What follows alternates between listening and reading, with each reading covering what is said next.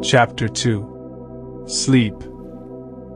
Sleep, the life that occupies 1/3 of our stay on Earth, is the natural door into the subconscious. So it is with sleep that we are now concerned. The conscious 2/3 of our life on Earth is measured by the degree of attention we give sleep. Our understanding of and delight in what sleep has to bestow will cause us, night after night, to set out for it as though we were keeping an appointment with a lover. In a dream, in a vision of the night, when deep sleep falleth upon men, in slumbering upon the bed, then he openeth the ears of men and sealeth their instruction. Job 33. It is in sleep and in prayer, a state akin to sleep, that man enters the subconscious to make his impressions and receive his instructions. In these states, the conscious and subconscious are creatively joined. The male and female become one flesh. Sleep is the time when the male, or conscious mind turns from the world of sense to seek its lover or subconscious self. The subconscious, unlike the woman of the world who marries her husband to change him, has no desire to change the conscious, waking state, but loves it as it is and faithfully reproduces its likeness in the outer world of form. The conditions and events of your life are your children formed from the molds of your subconscious impressions in sleep. They are made in the image and likeness of your innermost feeling that they may reveal you to yourself. As in heaven, so on earth. As in the subconscious, so on earth. Whatever you have in consciousness, as you go to sleep, is the measure of your expression in the waking 2/3 of your life on earth. Nothing stops you from realizing your objectives save your failure to feel that you are already that which you wish to be, or that you are already in possession of the thing sought. Your subconscious gives form to your desires only when you feel your wish fulfilled. The unconsciousness of sleep is the normal state of the subconscious. Because all things come from within yourself, and your conception of yourself determines that which comes, you should always feel the wish fulfilled before you drop off to sleep. You never draw out of the deep of yourself that which you want. You always draw that which you are, and you are that which you feel yourself to be, as well as that which you feel as true of others. To be realized, then, the wish must be resolved into the feeling of being or having or witnessing the state sought. This is accomplished by assuming the feeling of the wish fulfilled. The feeling which comes in response to the question, "How would I feel were my wish realized?" is the feeling which should monopolize and immobilize your attention as you relax into sleep. You must be in the consciousness of being or having that which you want to be or to have before you drop off to sleep. Once asleep, man has no freedom of choice. His entire slumber is dominated by his last waking concept of self. It follows, therefore, that he should always assume the feeling of accomplishment and satisfaction before he retires in sleep. Come before me with singing and thanksgiving. Enter into his gates with thanksgiving and into his courts with praise. Your mood prior to sleep defines your state of consciousness as you enter into the presence of your everlasting lover, the subconscious. She sees you exactly as you feel yourself to be. If, as you prepare for sleep, you assume and maintain the consciousness of success by feeling, "I am successful," you must be successful. Lie flat on your back with your head on a level with your body. Feel as you would were you in possession of your wish, and quietly relax into unconsciousness. He that keepeth Israel shall neither slumber nor sleep. Nevertheless, he giveth his beloved sleep. The subconscious never sleeps. Sleep is the door through which the conscious, waking mind passes to be creatively joined to the subconscious. Sleep conceals the creative act, while the objective world reveals it.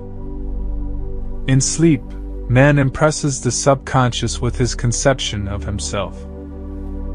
What more beautiful description of this romance of the conscious and subconscious is there than that told in the Song of Solomon? By night on my bed I sought him whom my soul loveth, I found him whom my soul loveth. I held him and I not let him go, until I had brought him into my mother's house, and into the chamber of her that conceived me.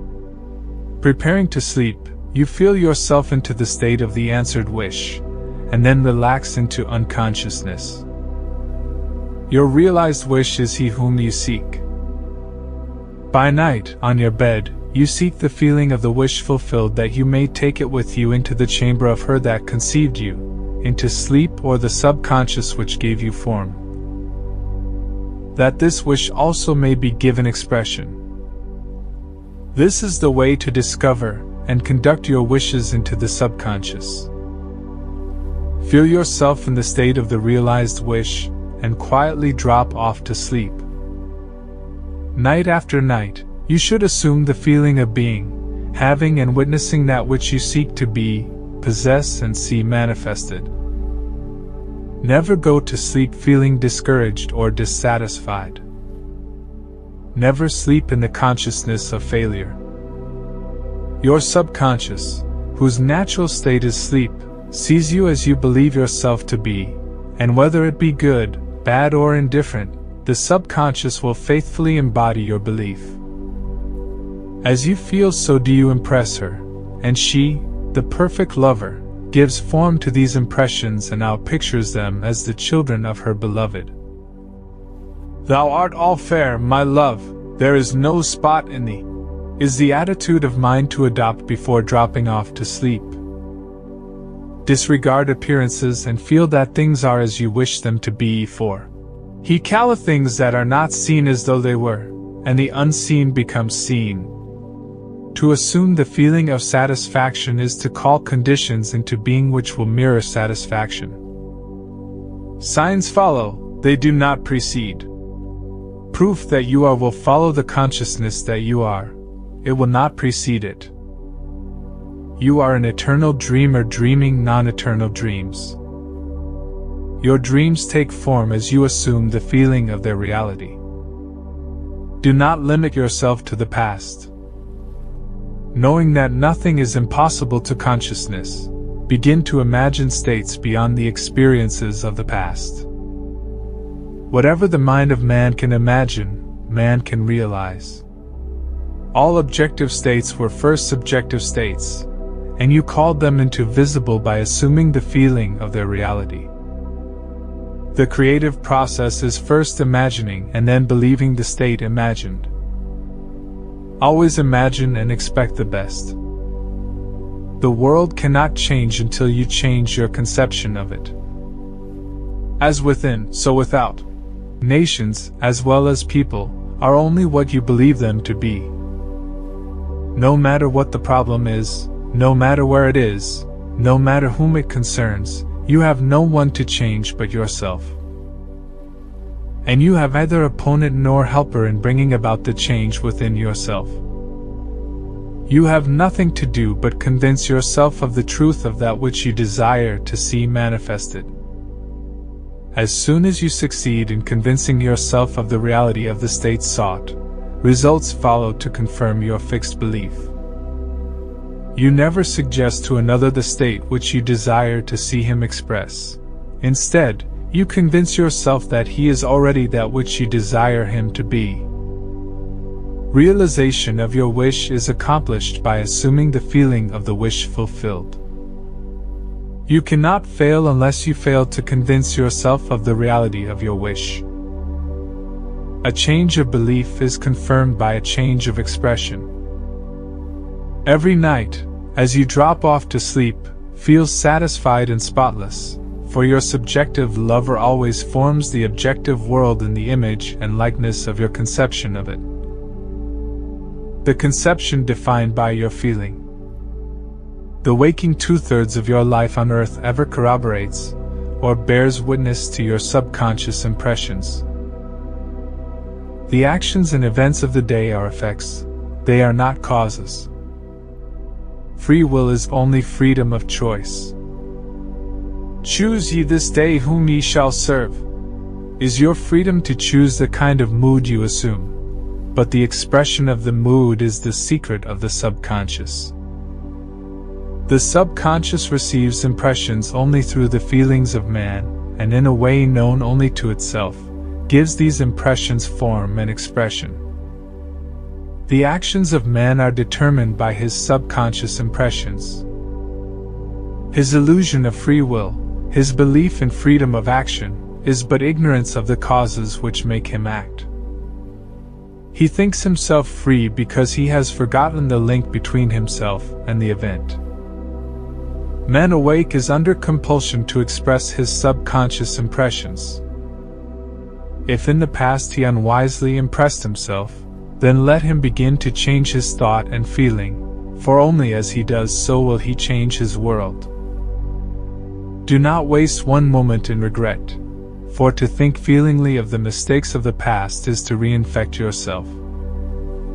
Let the dead bury the dead.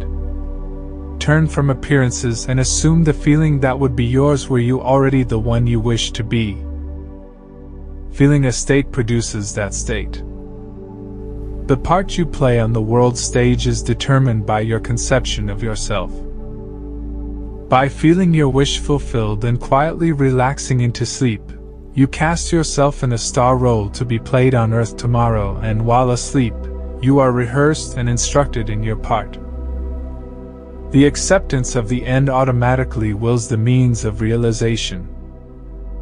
Make no mistake about this. If, as you prepare for sleep, you do not consciously feel yourself into the state of the answered wish, then you will take with you into the chamber of her who conceived you the sum total of the reactions and feelings of the waking day. And while asleep, you will be instructed in the manner in which they will be expressed tomorrow. You will rise believing that you are a free agent, not realizing that every action and event of the day is predetermined by your concept of self as you fell asleep. Your only freedom, then, is your freedom of reaction.